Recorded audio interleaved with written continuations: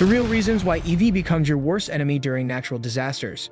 Since Katrina in 2005, the most deadly hurricane to hit the U.S. mainland was Hurricane Helen, which caused extensive damage and required additional aid. More than 240 lives were lost and 1,400 are still absent. However, it provided us with a useful fewer fixed number of electric vehicles. Regarding how this technology is beyond our capabilities depend on amid floods, fires, hurricanes, etc.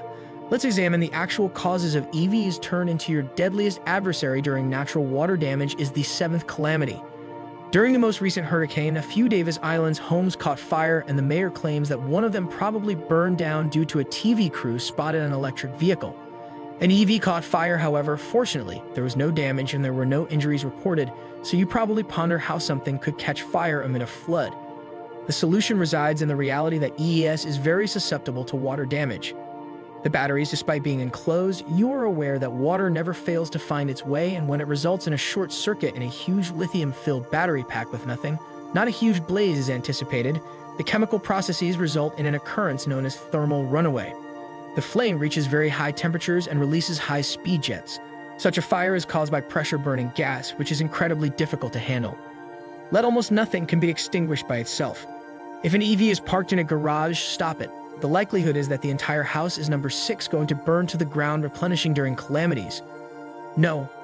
When a hurricane or other natural calamity strikes, when there is a flood or wildfire, electricity is typically the first object not harmed from downed electricity lines. Substations or grids that are overwhelmed are items that spring to mind, and it might require days or even weeks to fix, indicating that owners of EVs are left without a method for them to refuel their vehicles. Therefore, if you must leave both your family, EVs most likely won't be the best method to, even if there is still any juice, proceed. The battery, there is a significant likelihood it will not be sufficient to enter the safe zone. Conversely, vehicles with internal combustion are much more functional.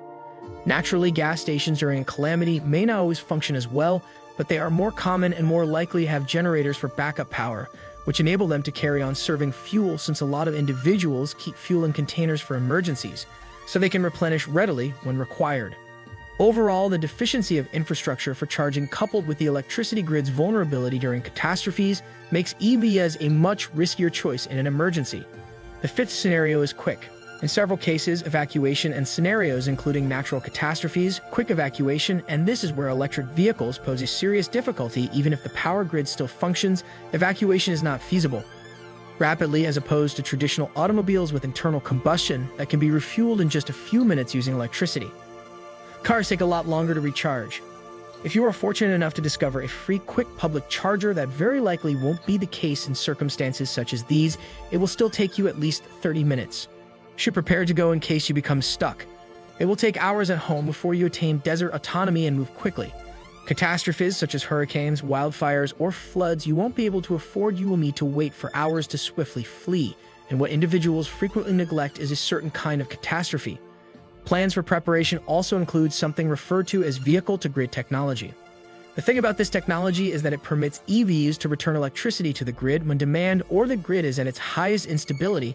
And given how likely that is to occur during natural catastrophes, it's likely that your battery has already exhausted, even though you believe that you have a completely charged to leave the car parked in your garage.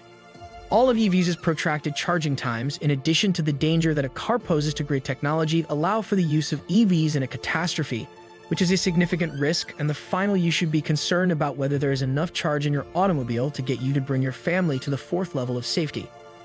EVs weigh more because the enormous electric vehicles are powered by battery B, much heavier than their IC caterpillar sections, and even if that might be compensated with additional power in a typical situation, everything may get quiet. Challenging in the event of a natural disaster. Gaining weight can have major consequences. The issue in emergencies. For instance, in the event of flooding, roadways covered in debris or mudslides, the extra weight makes EVs challenging to navigate or even tow if the car gets trapped in thick muck, which can trap a heavy EV effortlessly and deepen its sinking.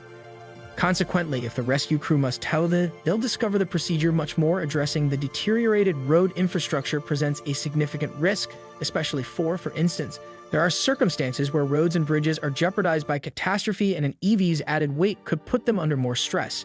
This could potentially restrict the paths that are safe to consume while being evacuated. However, cars with smaller internal combustion engines may possess the ability to compromise bridges or traverse routes that are too dangerous for heavier electric vehicles in these circumstances. Internal combustion engines that are lighter are typically simpler to manage with less weight so that they can move fast and stay clear of hazards or steer clear of obstructions. Circumstances, in addition to the fact that pushing a stuck IC car uses significantly less effort in circumstances where rapid relocation must be avoided. Several worsening disaster circumstances. 3 EVs find traffic congestion unbearable. In the event of an evacuation, there is an enormous amount of individuals trying to escape a region simultaneously with main highways, roads, or local routes. It makes no difference. Traffic bottlenecks are nearly unavoidable, and in these circumstances, electric vehicles encounter particular difficulties, including protracted creeping or loitering in traffic, which is capable of depleting the battery faster than anticipated. Contemporary EVs and have effective batteries, however, they remain susceptible to rapid depletion and halt traffic in Ando by employing to combat excessive heat. Use air conditioning or heating systems in colder climates drastically cut down on the vehicle's range. Although combustion engines also use fuel in these circumstances, they reduce fuel consumption, and combustion vehicles provide the capacity to transport additional fuel and jerry, and so that you may refuel while traveling rapidly using EVs after the battery is exhausted. There isn't a quick or easy way to method of recharging. Even if you discover there is a charging station beside the road. Likely that the line is already too long. During evacuation, the main focus is continuing to move, and with the EV battery's susceptibility to, it's rather obvious that it's exhausted in traffic, because IC cars are far more dependable. Option number 2, repairing EVs is challenging. Electric vehicles depend on cutting-edge and quite advanced technology, and throughout natural catastrophes that might have a significant disadvantage, just consider the batteries. All those intricate electronics that we already discussed, how water might lead to a short circuit and cause calamity. However, it doesn't have to be that way. Striking exposure to floodwaters or just in general excessive exploitation can result in breaks that exit the whole car. When an EV breaks, it becomes unusable. Repairs are more challenging and time-consuming. Following a catastrophe, there's a minimal likelihood of finding a qualified technician to fix an EV instead of citing the need to source replacement parts. In this circumstance might also be rather difficult. Gas-bearing cars are more robust in these circumstances, but they might also sustain flooding-related harm. Yet the reality is that they primarily depend on mechanics, which implies that they might be more readily fixed with regular instruments and abilities that are extensively accessible at times. All that is required is to dry out important parts or swap them out, such as plugs in the car while we're running. EVs typically results in irreversible harm to the electrical systems or battery packs, so expensive and time-consuming. Typically, lengthy repairs are the only. Additionally, cars are typically more durable in challenging settings and able to manage difficult terrain and unfavorable circumstances. Generally, it is evident that the application of using electric cars for emergency response has too many restrictions to be useful in emergencies, and we just fail to see how they could supply ongoing assistance when it's most important.